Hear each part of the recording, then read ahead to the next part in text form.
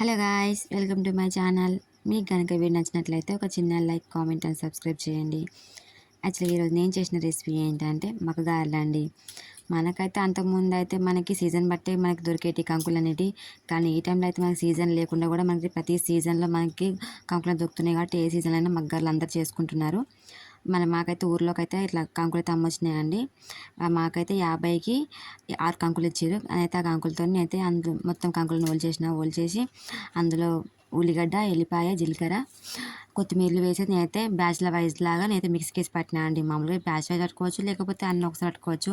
కానీ అన్నీ ఒకసారి లోడ్ పడిపోతుందని నేనైతే బ్యాచ్ల వైజ్ లాగా మొత్తం మిక్సీ పట్టేసినాను.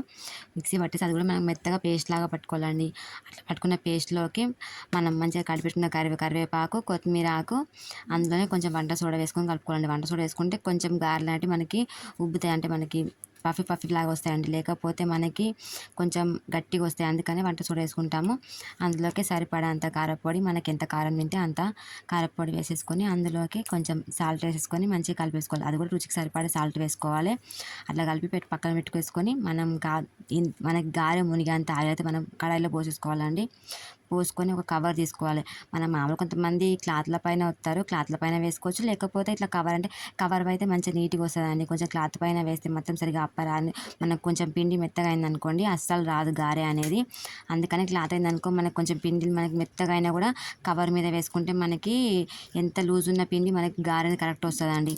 అట్లా వేసేసుకొని ఆయిల్లో కొంచెం హై ఫ్లేమ్ కాదు, కొంచెం మీడియం ఫ్లేమ్ పైన కొంచెం ఎక్కువ పెట్టేసుకొని మనం గారెలు అందులో వేసుకొని కాల్చేసుకోవాలండి. అట్లా అయితే వేసుకుంటే మనకైతే గారెలు అయితే రెడీ అయిపోయినాయండి.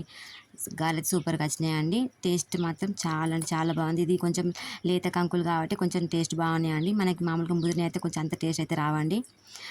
నాకైతే ఈ రెసిపీ చాలా అంటే చాలా బాగా ఇష్టం అండి. మక్క కంకుల గారెలు అంటే.